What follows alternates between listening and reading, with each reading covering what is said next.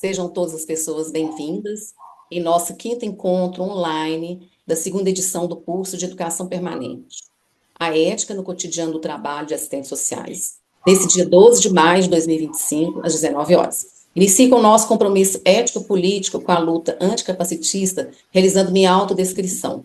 Eu sou Glaucia de Fátima Batista, estou vice-presidenta do CREAS-NG, Conselho Regional de Serviço Social de Minas Gerais, sou uma mulher de pele clara, cabelos curtos, uso óculos, estou com uma blusa azul marinho. A nossa convidada da atividade hoje é a doutora Cristina Maria Brits, que peço desde já fazer a autodescrição e do ambiente. E o nosso tema de hoje é ética, questão social e cotidiano profissional, enfrentando desvalores, preconceitos e moralização no cotidiano.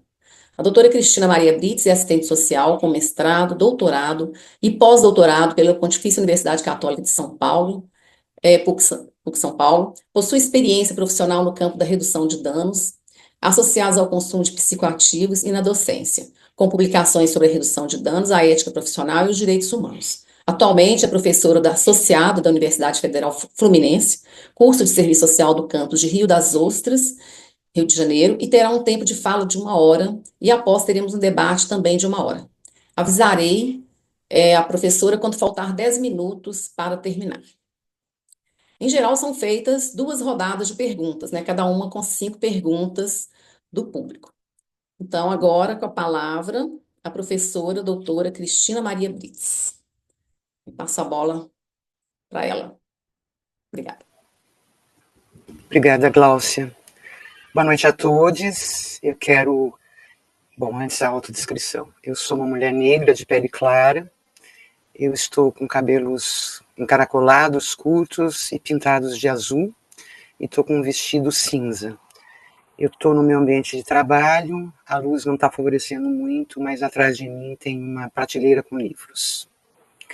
Eu quero inicialmente parabenizar o CREAS Minas Gerais pela iniciativa desse curso, que está agora na sua segunda edição. Agradecer o convite, especialmente ao professor Cláudio Rotz, porque fez o contato inicial, mas também o apoio da Thalita, a coordenação da Gláucia, a colaboração aí das colegas e colega da interpretação de Libras. Eu organizei a minha fala para tentar assegurar pelo menos um trânsito em relação aos conteúdos mais centrais daquilo que foi proposto como ementa desse módulo, né? O tema é o debate da ética e a questão social e o enfrentamento dos desvalores, dos preconceitos e do moralismo. Mas tem ali um conteúdo que orienta a reflexão que eu vou propor aqui.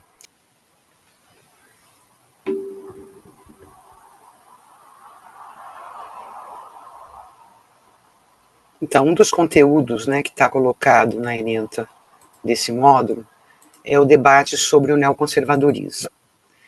E eu penso que é preciso, né, para a gente identificar as bases de legitimidade do avanço do conservadorismo e do neoconservadorismo na atualidade, é importante que a gente identifique a sua origem histórica e aqueles elementos mais centrais que permitem compreender as bases que favorecem o seu avanço na atualidade.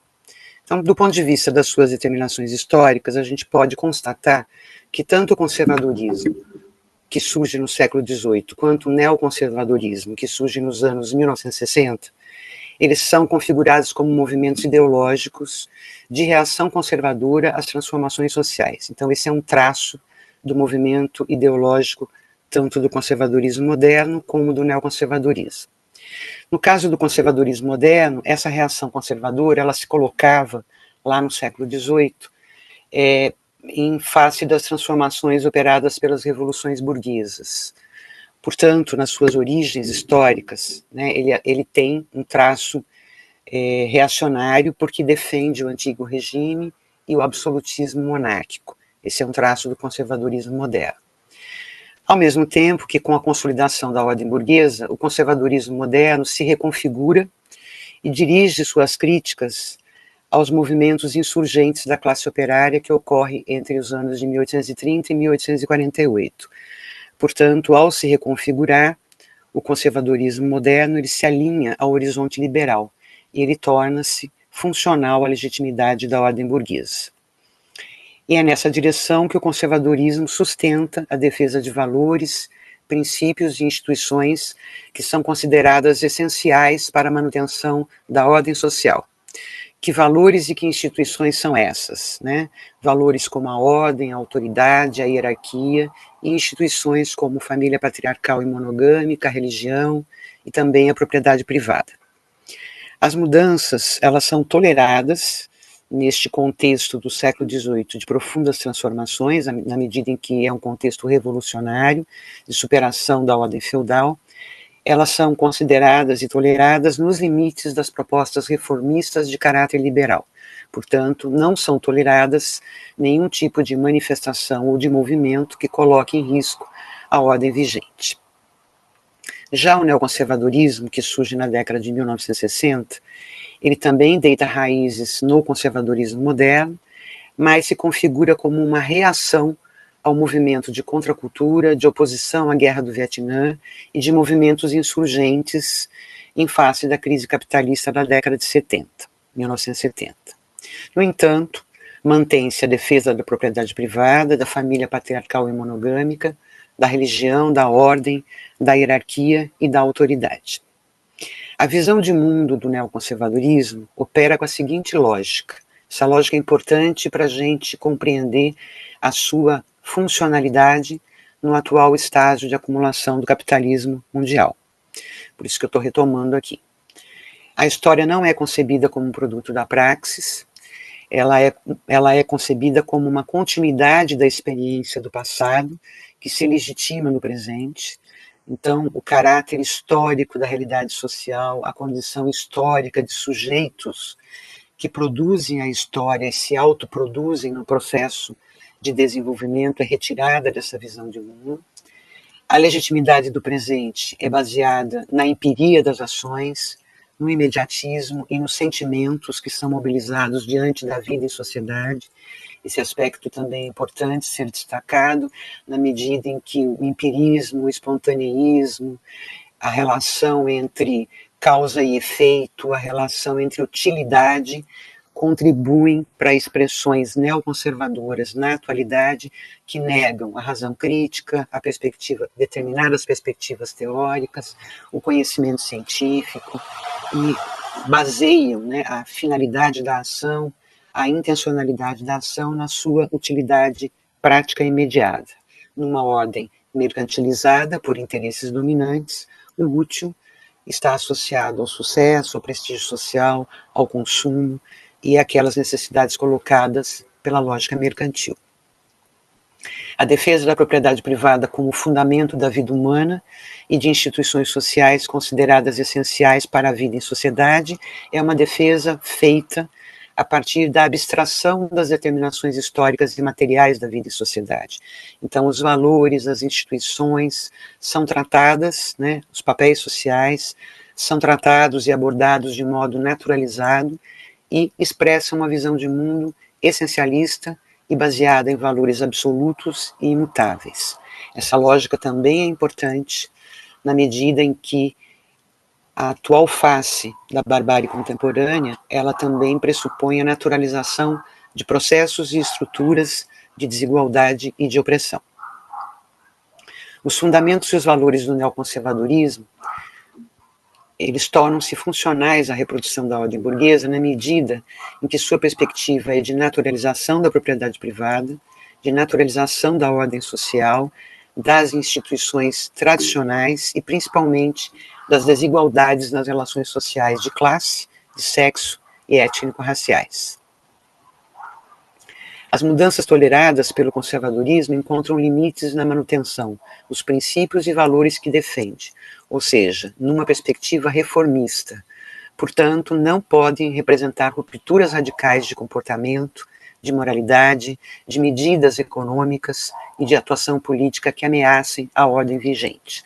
Então, esses traços dessa lógica de visão de mundo e desses valores, eles atravessam, na verdade, todas as esferas da totalidade social e acabam comparecendo em orientações econômicas, culturais, políticas, morais, que orientam as escolhas dos indivíduos. Ao reagir às transformações sociais que podem ameaçar a ordem vigente, o neoconservadorismo cumpre, no nosso entendimento, a função social de ideologia dominante, na medida em que oferece uma visão de mundo que interfere nas escolhas de valor dos indivíduos sociais para enfrentar conflitos decorrentes das estruturas que produzem desigualdades e opressões. Se puder mudar o slide, Thalita. Então, nessa primeira apresentação, eu estou tratando das origens históricas, situando tanto o conservadorismo moderno no século XVIII, como o neoconservadorismo nos anos 1960, e identificando aí a lógica da visão de mundo que esse movimento ideológico representa. E agora eu vou tentar fazer uma síntese daqueles elementos que significam transformações sociais operadas pelo atual estágio do capitalismo mundial e que colocam as bases de fundamentação para o avanço da visão neoconservadora e do movimento ideológico do neoconservadorismo.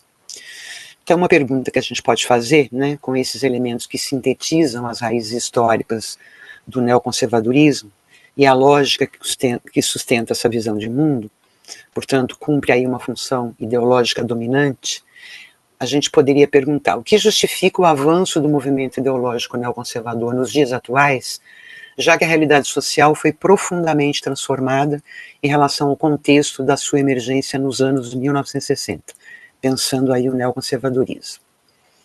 Um fio condutor que contribui para entender essas expressões históricas particulares do movimento ideológico conservador são as crises de superprodução inerentes ao modo de produção capitalista, que requerem estratégias de dominação e opressão para implementar respostas necessárias ao enfrentamento dessas crises. Então, esse é um fio condutor. Quando a gente olha para as origens do conservadorismo moderno e para as origens do neoconservadorismo, nós vamos identificar que são momentos de profundas transformações sociais e que são transformações que visam responder à crise inerente ao modo de produção capitalista. O atual estágio de acumulação do capitalismo mundial tem se manifestado como aquilo que Neto, num artigo de 2012, denomina como esgotamento do projeto civilizatório da ordem do capital.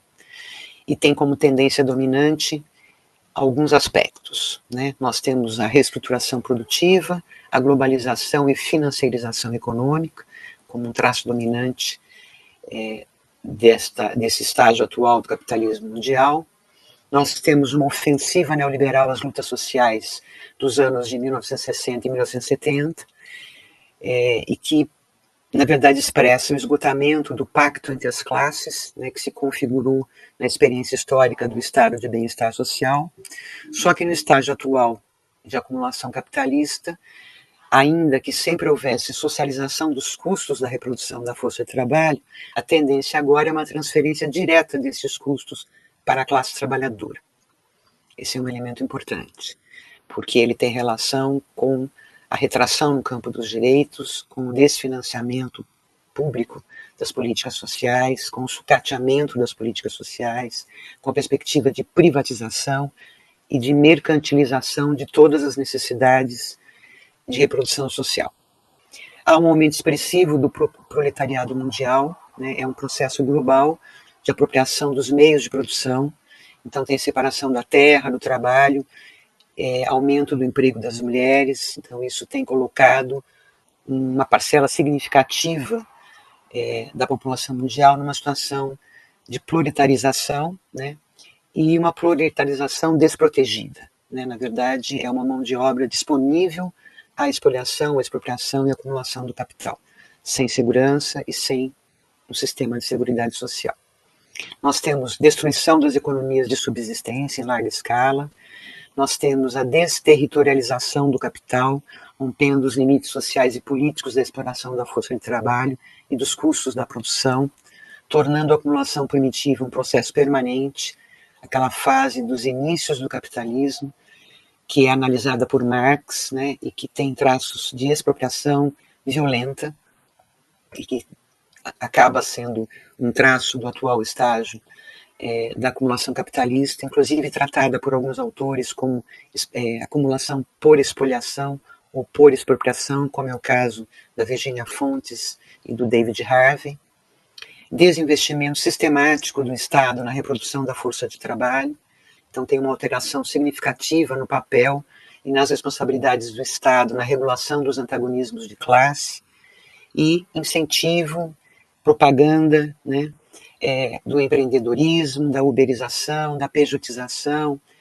que revelam aí o desemprego estrutural e o descarte, né, a dispensa do trabalho vivo e também o descarte de vidas e das formas tradicionais de reprodução social.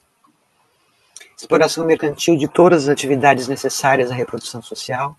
Então, tudo aquilo que é necessário para atender às necessidades de reprodução social estão disponíveis no mercado, né? E no mercado, acentuadamente sendo financiarizado, né, por linhas de crédito, por transferência de renda associada a crédito. Dados indicam, inclusive, o crescimento do endividamento das famílias empobrecidas. São elementos que se cruzam aí como tendências, como expressões das respostas operadas pela ordem do capital para o enfrentamento da sua crise e que revelam, nas análises de vários autores, o esgotamento do projeto civilizatório da ordem do capital. A apropriação empresarial e destruição das riquezas naturais, todo o bem coletivo é transformado em propriedade privada. Há um processo de recolonização em curso no mundo, com o aumento da exploração, das desigualdades e das hierarquias no interior da divisão sexual e racial do trabalho, e o centro estratégico é o antigo mundo colonial. Produção de alimentos voltada à exportação, né, e a terra produtiva apropriada para a produção de extração mineral, biocombustíveis, pastagens, e disso nós sabemos as consequências, né? Insegurança alimentar, degradação socioambiental, fenômenos climáticos acentuados. Temos tendências também de migrações forçadas que revelam a gravidade das determinações que provocam os deslocamentos populacionais, pela impossibilidade de reprodução social, seja por conflitos armados, bélicos, seja por xenofobia, por perseguições étnico-raciais, por apropriação de territórios, espoliação de territórios. Vários elementos aí se cruzam nessa migração forçada. O extermínio de vidas humanas não significa somente o descarte do trabalho vivo por parte do capital, mas ela também é uma estratégia de acumulação da força de trabalho. E fenômenos climáticos extremos, incêndios, enchentes, ondas de calor. Com esses traços, com essas tendências que vêm agravando, né, as condições de vida, precarizando as condições de vida e que configuram o que a gente chama de face contemporânea da barbárie capitalista, como as elites dominantes, como o capital explica e responde a esses conflitos, quais são os seus recursos para legitimar respostas que enfrentem as suas necessidades de acumulação nos moldes da expoliação e, ao mesmo tempo, assegure uma base de legitimidade social, assegure que as reivindicações, as contestações, os movimentos de resistência não cheguem ao limite de crítica e da ruptura com a ordem vigente. Essa é uma questão central, né? O modo dominante tende a produzir mistificações sobre a realidade para legitimar respostas que enfrentem os conflitos sem que o sistema capitalista, racista e patriarcal seja questionado em suas raízes. Então essa é uma tendência dominante. Produzir mistificações sobre a realidade para que as respostas necessárias a esse estágio de acumulação por expoliação que gera a barbárie contemporânea não seja questionada na sua radicalidade e não coloque em xeque o sistema capitalista, racista e patriarcal. A produção de interpretações mistificadoras da realidade é assegurada, em parte, pela difusão ideológica de visões de mundo orientadas pelo neoconservadorismo e pela alienação moral, que é o moralismo. Então, eu estou associando, né, estas tendências internas do atual estágio de acumulação por expoliação do capitalismo mundial com o crescimento de uma visão de mundo neoconservadora e pelo avanço do irracionalismo, dos fundamentalismos e do moralismo, como uma resposta mistificadora, ou como um movimento ideológico, ou um recurso ideológico mistificador da realidade, para que as respostas necessárias a essa crise, a esse modo de acumulação, possa ser implementado em larga escala. Se puder mudar para o slide 3, eu agradeço, Thalita.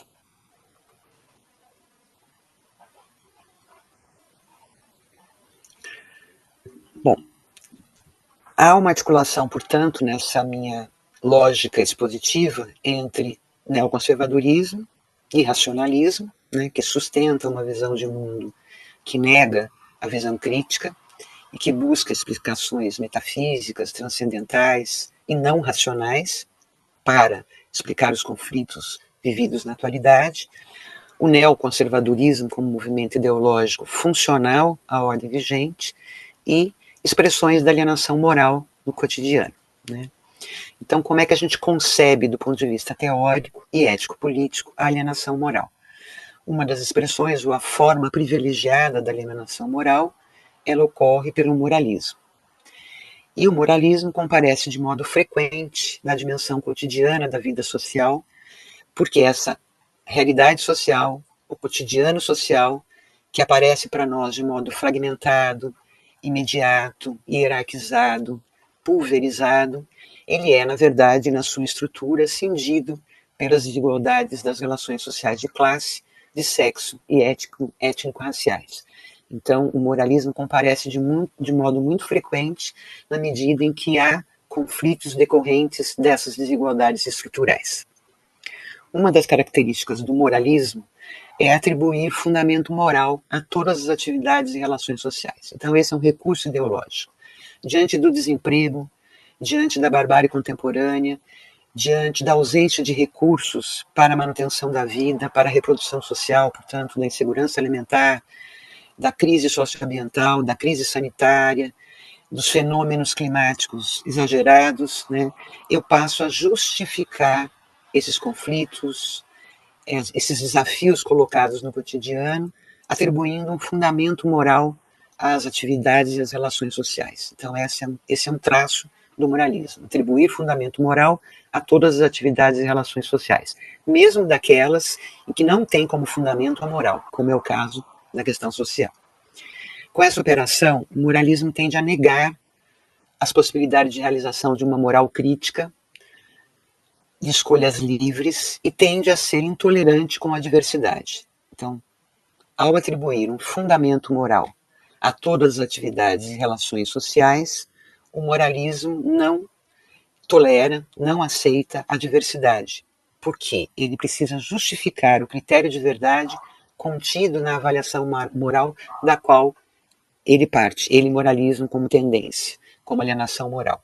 Portanto, é uma tendência que nega os conflitos, tende a submeter as necessidades e a diversidade humana às regras da coerção e da integração social e opera, assim como o neoconservadorismo, com valores abstratos e absolutos que atendem aos mecanismos de dominação e, na maioria das vezes, formula julgamentos morais com base em preconceitos e estereótipos, originados nas estruturas de dominação de classe, de sexo e étnico-raciais, e que são difundidos pelo senso comum. Então, aqui eu estou estabelecendo uma relação ou algumas mediações, né, entre as expressões contemporâneas da barbárie capitalista porque produzida pelo estágio de acumulação do capitalismo mundial, que é o estágio de acumulação por espoliação, é a interpretação desses conflitos, dessas desigualdades, da violência dessas desigualdades a um fundamento moral. E para justificar que o fundamento é moral, eu parto de uma dada concepção de moralidade, de uma dada concepção de homem, de sociedade, e naturalizo essas relações, naturalizo as desigualdades e atribuo julgamentos morais a essas relações e aos comportamentos dos sujeitos que são afetados por essa desigualdade. Esse é um mecanismo bastante perverso, mas bastante comum e difundido pelo senso comum. Então, ele parte de estereótipos, de preconceitos, porque ele não enfrenta a raiz do significado, dos valores que defende, não enfrenta a raiz do significado, da moralidade. A gente sabe, a gente já tem um acúmulo teórico no debate da ética, e vocês viram isso em outros módulos, que a moral ela atende às necessidades da sociabilidade, né? Então toda sociedade, toda relação social, toda comunidade humana, ela não pode prescindir da moralidade. A moralidade configurada em normas e regras de convivência coletiva, atendem às necessidades colocadas pela sociabilidade. E a sociabilidade é uma capacidade humana. Somos capazes de estabelecer relações sociais. Então, a moral cumpre um papel importante para responder às necessidades de sociabilidade. No entanto, nós também já temos um acúmulo teórico crítico para problematizar o papel e o significado que a moral dominante cumpre e ocupa na reprodução de valores, de visões de mundo e de sociedade, de homem e de sociedade, para a manutenção de valores e interesses que correspondem aos interesses e necessidades da classe dominante. Então, a moral atende a necessidades colocadas pela sociabilidade, mas em toda a sociedade cindida por desigualdades estruturais, há disputas de moralidades na realidade. E a moral dominante, ou a moralidade dominante, corresponde aos valores e necessidades da classe dominante. E o moralismo, como expressão da alienação moral, se vincula à moral dominante, né? Ela é um elemento da moralidade dominante na medida em que ela se torna funcional aos mecanismos de opressão e dominação necessários à manutenção da ordem. Entre as formas, né, e expressões do moralismo, uma que é muito próxima da nossa realidade do trabalho profissional é a moralização da questão social. Então, eu também já estou estabelecendo aqui uma relação com outro conteúdo que estava articulado ao debate do neoconservadorismo e da alienação moral.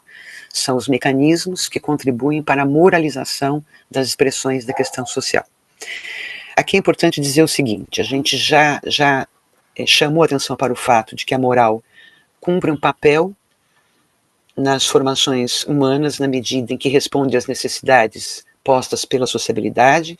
Então a moral cumpre e responde às necessidades da convivência social, portanto não existe relação humana sem uma dada moralidade. No entanto, a disputa entre moralidades tende a reproduzir a moralidade dominante que expressa a visão de mundo, os valores, interesses e necessidades da classe dominante. Então tem conteúdos de classe, né? Tem conteúdos étnico-raciais, tem conteúdos de relações sociais de sexo nas várias moralidades em disputa na realidade social e tendências a negar a diversidade humana na moralidade dominante e nas expressões da alienação moral como moralismo.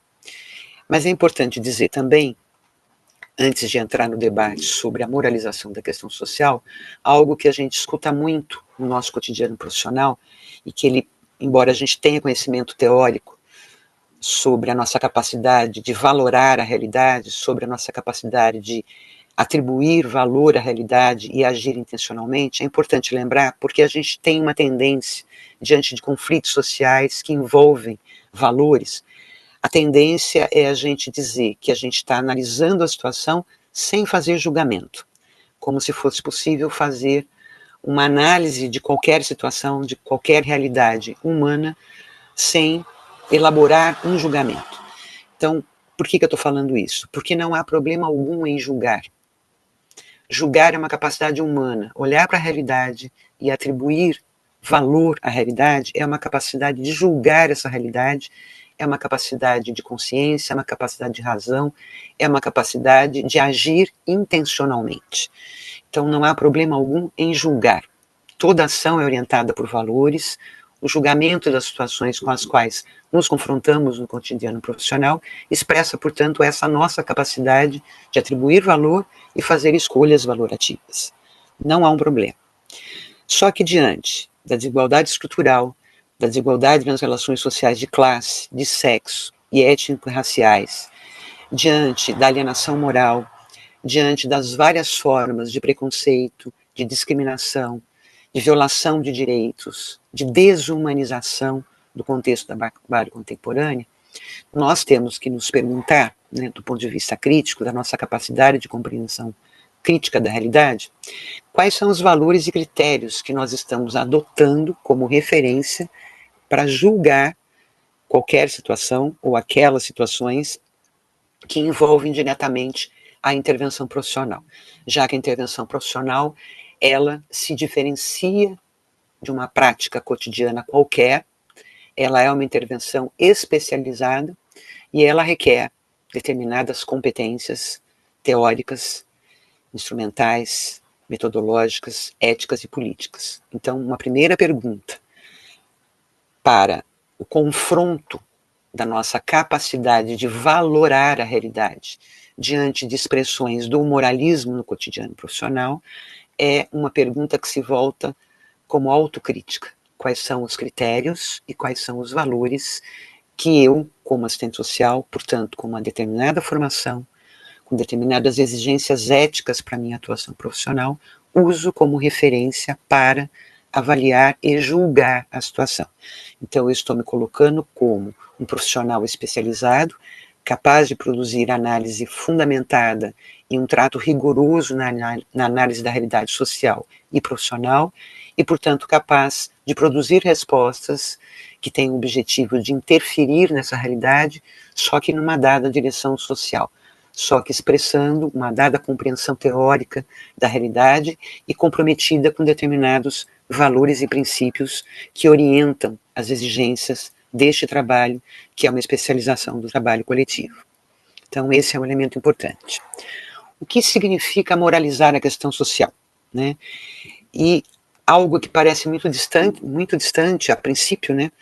Parece muito distante do cotidiano profissional, na medida em que, quando a gente olha para o desenvolvimento histórico da nossa profissão, a gente identifica que a moralização da questão social, ela está historicamente situada nos primórdios dessa profissão.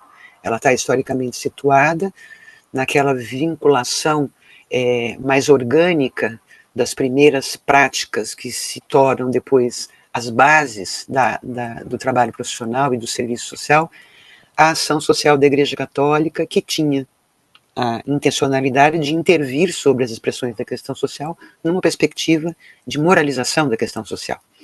Então, quando a gente olha para esse debate hoje, falar o que significa moralizar a questão social, nós já superamos isso, né? Nós já fizemos uma crítica teórica e ético-política do que foi, do que significou a incorporação do humanismo cristão abstrato como referência filosófica para pensar a moralidade, para pensar os valores, para pensar o comportamento humano, uma perspectiva moralizante. Nós já fizemos essa crítica. Nós já temos uma ética profissional, uma orientação valorativa fundamentada numa abordagem ontológica que reconhece o caráter histórico-social dos valores, que situa a constituição dos valores no interior da praxis, que situa a constituição dos valores no antagonismo da luta de classes, que, portanto, identifica que os valores cumprem uma função de mediação da interação do indivíduo com a totalidade social, numa direção orientada também por interesses e necessidades de classes. Então, a gente já tem uma consciência crítica de que os valores, a moral, cumprem aí a função de mediação da minha individualidade com o gênero humano, e a nossa crítica em relação às visões abstratas, metafísicas da moralidade, da ética, dos valores, elas contribuem para a reprodução do moralismo, da moralidade dominante, e que a nossa perspectiva ética, ela é ontologicamente fundamentada na praxis, que ela parte dessa capacidade humana fundante de criar a sua própria realidade, de autoconstruir-se como um ser social, e ela parte, portanto, de uma compreensão de que os valores não são expressões da subjetividade, que os valores se conectam, têm um fundamento ontológico social, porque respondem às necessidades sociais e históricas. Então, como mediação valorativa da realidade, nós já temos essa crítica. Então, parece pouco atual, parece atemporal falar da moralização da questão social. No entanto, quando a gente olha de um modo um pouco mais detido sobre as condições objetivas do trabalho profissional e a influência dessas tendências do movimento ideológico neoconservador, do irracionalismo, do fundamentalismo, a gente é capaz de identificar no nosso cotidiano que há várias expressões da moralização da questão social presentes nos nossos espaços socioocupacionais, e que alguns a gente reproduz de modo acrítico, inclusive, né, sem identificar exatamente a crítica em relação a isso. Mas, teoricamente, a gente pode dizer, de um modo muito genérico, que moralizar a questão social significa atribuir fundamento moral às expressões da questão social. E o que isso representa? Né? O que significa atribuir fundamento moral às expressões da questão social? Representa duas coisas que são importantes. Retira, ao atribuir fundamento moral às expressões da questão social, o que nós estamos produzindo é retirando a determinação de classe e o conteúdo político da questão social. É a primeira coisa que desaparece, são as duas primeiras coisas que desaparecem quando a gente moraliza a questão social ou as suas expressões. Ao atribuir as condições objetivas de vida dos sujeitos ou da classe trabalhadora empobrecida ao seu comportamento, às suas escolhas, ao seu modo de vida, nós estamos retirando aquela determinação fundante de classe que explica que a questão social é a forma histórica particular da desigualdade no capitalismo. A gente está retirando, portanto, o caráter político da questão social e, portanto, estamos ocultando, em alguma medida, as possibilidades estratégicas de enfrentamento político do acirramento da questão social e das suas expressões particulares. Se eu retiro a determinação de classe, se eu retiro o conteúdo político, retirar eu não retiro porque ele não pode ser retirado. Ele está lá sendo produzido na sua estrutura. Mas se eu oculto, eu comprometo a capacidade estratégica de entender a realidade na sua radicalidade, entendê-la criticamente, e transfiro para o âmbito da moralidade, do comportamento moral, das escolhas morais dos sujeitos, a solução para expressões da questão social que não encontram solução na moralidade, mas sim na criação de condições objetivas para ampliação dos direitos, para financiamento público e social do atendimento de necessidades legítimas de reprodução social e num horizonte maior para a ruptura com a sociabilidade burguesa e a sua estrutura produtora de desigualdade e opressão. Então, moralizar a questão social tem esse sentido profundo e aparece no nosso cotidiano profissional, de alguns modos, né? Eu vou tentar falar de dois, pelo menos, para exemplificar um pouco, concretizar um pouco esse modo mais abstrato de pensar essa moralização. Então, também, de um modo genérico, esse moralismo se expressa no cotidiano do trabalho profissional quando, no atendimento da população usuária nas diferentes políticas sociais, a gente atribui, quando eu digo a gente, eu estou incluindo assistentes sociais, né, nessa relação com a população atendida e outros profissionais que conosco integram os processos de trabalho no atendimento da população usuária nas diferentes políticas sociais. Né. Atribui ao comportamento e às escolhas dos indivíduos a responsabilidade por sua condição. Então, por exemplo, né, quando eu atribuo ao comportamento da mulher a responsabilidade pela violência sexual ou pelo estupro. Então, a responsável por ter sido violentada, por ter sido vítima de um crime bárbaro como esse, é a própria mulher que não soube se comportar adequadamente, né, que não usava roupas adequadas, que frequentava ambientes que estimulavam aí um apetite sexual selvagem, que é parte integrante da masculinidade construída nesta sociedade de violência patriarcal.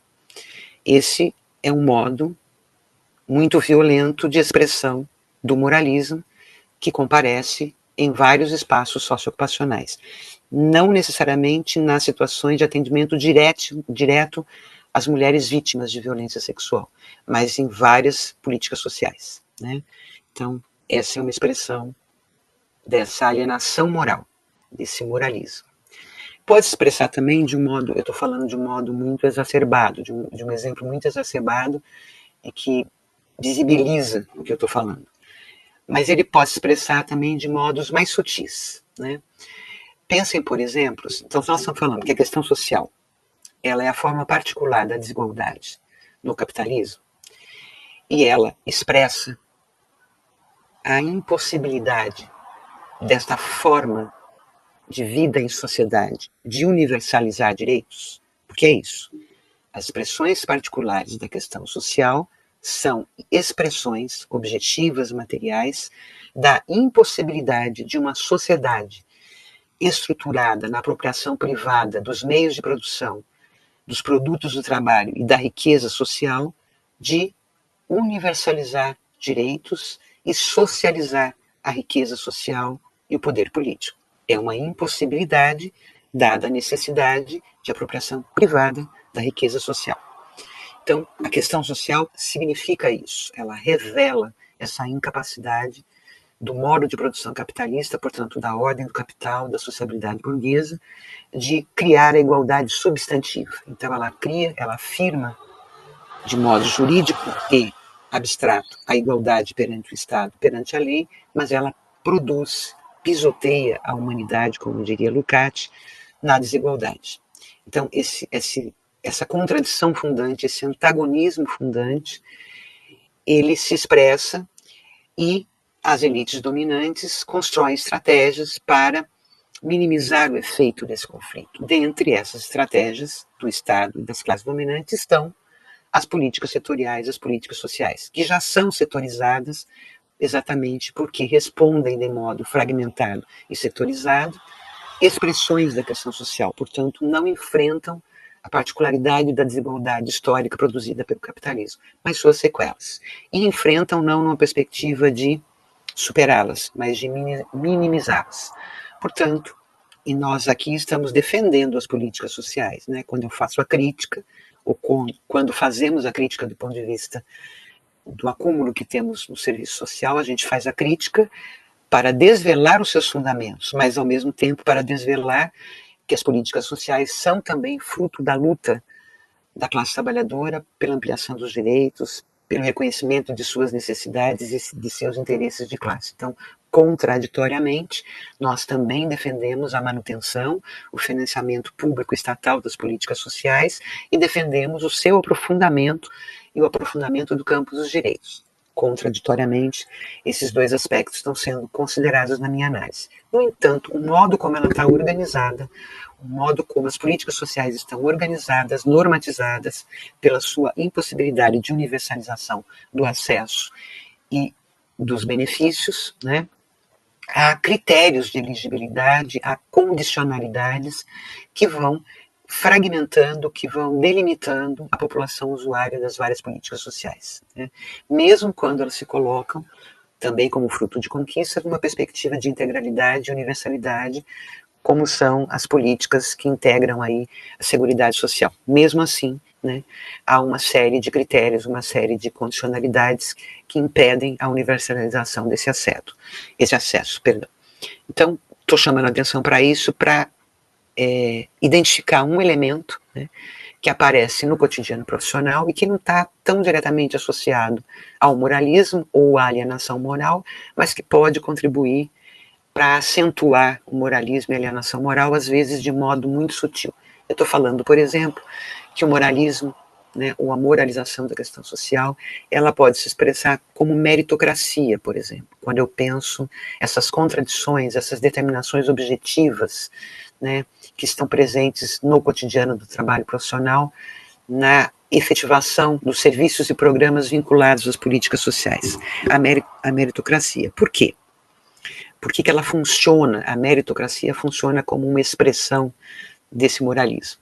Porque diante da impossibilidade de universalização dos direitos, do sucateamento das políticas sociais, inevitavelmente, diante de recursos escassos, de retração no campo dos direitos, de precarização das nossas condições de trabalho, de sucateamento das políticas sociais, é muito comum nas equipes profissionais a gente encontrar perguntas na seguinte direção, né, diante da escassez, diante da ausência de universalização, perguntas como essa aparecem no cotidiano profissional. A gente se pergunta se aquele usuário, aquela usuária, aquela família, de fato merece receber determinado benefício, já que diante da escassez de recursos e da aparente falta de alternativas, o financiamento social de uma necessidade legítima tende a operar pela lógica do merecimento, ou seja, rompendo com a lógica do direito. Nós estamos vivendo uma fase da barbárie capitalista que, inclusive, tem invertido a avaliação do direito, né? Quando a gente fala em direito hoje, é como se a gente estivesse falando em privilégio. Quem defende direito hoje é quase acusado abertamente de defender privilégios, porque diante da escassez, diante da crise, né, não dá para ter financiamento social de direitos. Então é o mercado que vai resolver, é a iniciativa individual, é o esforço, é a competência individual. Essa lógica atravessa as políticas sociais. Então, o financiamento social de uma necessidade legítima tende a operar pela lógica do merecimento. E a sua concessão, ela vai requerer uma série de condicionalidades que visam inspecionar, controlar, avaliar se aquela pessoa não está acomodada, se aquela pessoa de fato atende e merece aquele benefício, se ela está mentindo ou se ela está omitindo informações. Então eu estou tentando articular determinadas valorações, determinados critérios valorativos diante de uma necessidade apresentada por um usuário e diante de uma escassez de recursos, de retrocesso no campo retração no campo dos direitos, de precarização e sucateamento das políticas sociais, a invasão por várias mediações da alienação moral, do moralismo, por exemplo, por meio da meritocracia, porque a meritocracia ela vai reproduzir estereótipos, a meritocracia vai esvaziar o conteúdo político dos direitos, ela vai esvaziar a determinação das relações de desigualdade, nas relações de classe, sociais, de sexo e étnico-raciais. Então, esse é um elemento importante. E, portanto, uma consequência disso é moldar nas equipes profissionais que atuam nos diferentes programas, projetos de políticas sociais públicas, um comportamento policialesco e de controle sobre os comportamentos e as escolhas das usuárias, das famílias, usuárias das políticas sociais. Essa é uma tendência, né? Uma tendência que vem como resposta bastante mediada de uma atribuição que as equipes profissionais, vão tomando para si, no sentido de enfrentar os limites, as contradições postas pela face contemporânea da barbárie e pela retração das possibilidades de atender necessidades de reprodução social numa forma de financiamento social e público que é ou seria o objetivo da ampliação do campo dos direitos e das políticas sociais. Professora, 10 minutos. Eu vou acelerar aqui. Eu peço desculpas, eu sempre me atrapalho com o tempo, mas eu não vou fazer você sofrer, Glaucia. Bom, eu espero que essa articulação que eu tentei fazer entre um movimento ideológico que surge diante de crises estruturais inerentes ao próprio capitalismo e algumas expressões cotidianas disso tenham feito sentido para vocês. Diante disso, né, você pode mudar, acho que a Thalita já até mudou de slide, que é o último slide aí, né? Quais são as exigências éticas diante de expressões do neoconservadorismo, do moralismo, do preconceito, dos desvalores, né? Não falei dos desvalores muito rapidamente, só para situar, né, que está no tema da aula. A nossa abordagem ontológica sobre os fundamentos da ética e dos valores, ela parte de um campo, né, filosófico da tradição marxista, e há uma autora na sua fase marxista, que é a Agnes Heller, a partir de Marx, que trata, né, dos valores nessa perspectiva. Ela vai afirmar a partir de Marx que valor é tudo aquilo que humaniza ou contribui para a humanização do ser social e desvalor é tudo que desumaniza o ser social. É nesse sentido que aparece aí a relação entre preconceito, violação de direitos, com os chamados desvalores, né? Então, o preconceito é um desvalor, porque o preconceito, ele produz violência, ele desumaniza a pessoa que é vítima de preconceito. Então, o preconceito, seja ele racial, seja ele étnico, seja ele um preconceito por orientação sexual, ele é desumanizante, ele é um desvalor. Então, o primeiro aspecto a considerar é que nós defendemos uma abordagem e uma compreensão ontológica dos valores e, portanto, uma das exigências éticas é identificar os desvalores que se expressam no cotidiano profissional. E quais são as exigências éticas para enfrentar esses desvalores, né? Há várias, mas uma delas é a nossa competência teórica e ético-política. Em algum momento da exposição, eu chamei a atenção para o fato que a nossa intervenção profissional é uma intervenção especializada. Então, a nossa resposta profissional, ela parte de referências teóricas e valorativas que têm um significado no interior de um projeto profissional, no interior de um projeto de formação e de trabalho profissional. Portanto, do ponto de vista do nosso projeto hegemônico e da nossa ética profissional, é uma exigência, uma capacidade teórica de análise da realidade. Então, uma exigência ética diante das expressões do moralismo, do fundamentalismo, do irracionalismo, do neoconservadorismo e dos desvalores no cotidiano profissional, é a nossa capacidade de identificar teoricamente suas expressões e confrontá-lo teórica, ética e politicamente. Então, precisamos ter um movimento de autocrítica, porque não estamos descolados dessa realidade, somos parte do indivíduo burguês, porque somos socializados nesta ordem social, e também como indivíduos sociais reproduzimos na nossa consciência moral, nas nossas escolhas religiosas, nas nossas escolhas políticas, nas nossas escolhas culturais, né, referências e necessidades do tipo humano burguês. E o tipo humano burguês, segundo Konder, é o tipo humano que é socializado numa realidade em relações sociais hegemonizadas pela burguesia.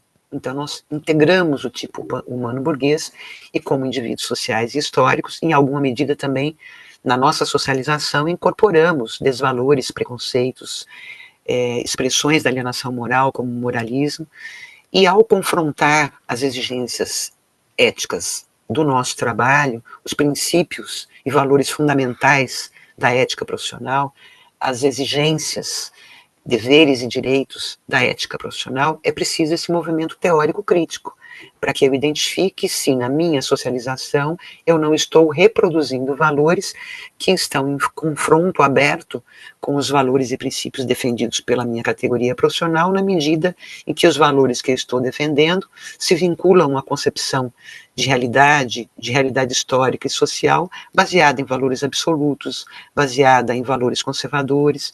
Então, são perguntas que constantemente eu devo me fazer como um movimento crítico. Então, a primeira exigência para enfrentamento das expressões do moralismo, do conservadorismo, do neoconservadorismo, do irracionalismo é uma autocrítica em relação às minhas escolhas pessoais e profissionais, do ponto de vista político, do ponto de vista ético, do ponto de vista religioso. Me perguntar efetivamente, esse modo de conceber a realidade que eu incorporo através da minha religião, que eu incorporo através daquele partido, daquela programática política que eu defendo, né, daquele movimento social que eu defendo, daquela liderança política com a qual eu me identifico, ela está vinculada a quais interesses e necessidades sociais? Qual é o conteúdo de classe dessas defesas? Que visão de homem e de sociedade essa programática política, essa perspectiva religiosa, essa instituição religiosa, essa liderança política, cultural, tem sobre a realidade social? O primeiro movimento é esse. O segundo movimento é identificar como isso se expressa no cotidiano profissional, por exemplo, nas requisições e normas institucionais. Então, eu posso ter uma compreensão crítica da realidade, mas tenho que olhar também para as demandas institucionais que são dirigidas pela instituição ao meu trabalho. Me perguntar se aquela requisição institucional ela é coerente com a perspectiva teórica, o trato rigoroso da realidade social, da formação sociohistórica brasileira, da questão social, é coerente com isso, é coerente com os valores e princípios que defendemos no serviço social, que são valores que contribuem para a ampliação da liberdade e para o processo de humanização do ser social. Me perguntar se as normas institucionais que eu reproduzo que eu transmito para o usuário, para a família, eles estão ancorados em que visão de homem, que visão de sociedade. As normas institucionais, elas expressam concepções de homem e de sociedade, expressam moralidades, expressam noção de hierarquia, de autoridade, expressam uma visão sobre qual é o comportamento esperado dos usuários daquela instituição. Eu estou fazendo essa crítica, eu estou fazendo essa leitura, eu estou sendo capaz de interferir na dinâmica da organização dos processos coletivos de trabalho, para que isso seja discutido coletivamente pelas equipes profissionais. Eu estou interferindo no modo como a instituição vê a minha profissão, aquilo que é a finalidade do meu trabalho naquela política setorial. Eu estou conseguindo me organizar coletivamente com os meus pares naquela instituição e produzir projetos de intervenção profissional que não se alinhem de modo mecânico, não crítico, às demandas e aos objetivos institucionais. Eu estou exercendo a minha capacidade de conhecimento crítico, teórico e ético-político, de interferir nos processos de trabalho numa perspectiva de atribuir direção social ao meu trabalho. Estou sendo capaz de identificar demandas apresentadas pelos usuários que a instituição não está incorporando. Eu estou respondendo às necessidades sociais dos usuários das políticas públicas, dos programas, de modo conservador. Então, tenho lá mulheres desempregadas. O que eu estou propondo a essas mulheres? Eu estou propondo cursos de formação para que elas, pelo empreendedorismo, consigam renda. Estou fazendo isso com crítica, afinal de contas, a renda e a reprodução social é fundamental, mas estou fazendo isso com crítica. Estou usando esses momentos da capacitação, se for uma proposta, se for uma alternativa, para fazer um debate, para fortalecer as estratégias de organização política dessa parcela da classe trabalhadora empobrecida. Estou trazendo como conteúdo dessa forma de contribuir para a manutenção de uma renda familiar um debate mais amplo de formação política, de vinculação com essa tendência política de aprofundamento. Eu estou discutindo e problematizando a solidariedade de classe, a consciência de classe. Eu vou ter que terminar, né? Eu estou falando rapidamente porque eu já estourei o tempo. Estou trazendo coisas soltas nessa fase final, tentando chamar a nossa atenção, e aí no debate pode ser que eu dê conta disso, para aspectos que são mediações importantes e que não necessariamente estão abertamente visíveis para nós. Então é um esforço teórico de compreender isso e se perguntar em que medida o moralismo, o conservadorismo, ele pode estar muito presente no modo como eu interpreto a realidade, no modo como eu interpreto as escolhas e o comportamento das e dos usuários das políticas setoriais, as normas institucionais, em que medida eu estou fazendo uma análise crítica sobre isso e tentando interferir de um modo que assegure a direção social da minha profissão e aqueles valores que defendemos, que são valores que contribuem para a humanização e para a ampliação da liberdade. Eu penso que esses elementos, em alguma medida, se relacionam para pensar os desafios éticos em face das expressões da questão social.